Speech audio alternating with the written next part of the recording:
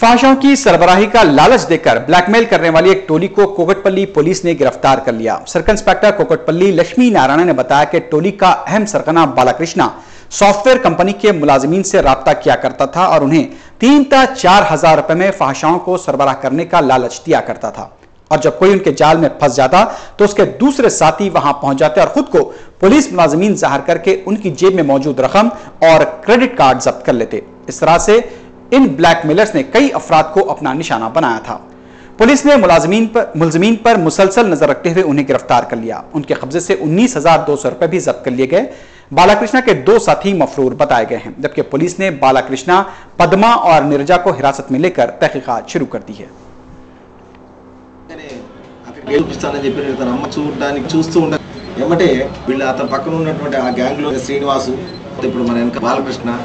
వీళ్ళు మేము పోలీసులు అని చెప్పేసి ఒక పోలీసు ఉంటారు యూనిఫామ్ కాదు పోలీసులు అని చెప్పి అక్కడ ఉన్న ఆ వ్యక్తిని భయపెట్టించేసి ఆయన దగ్గర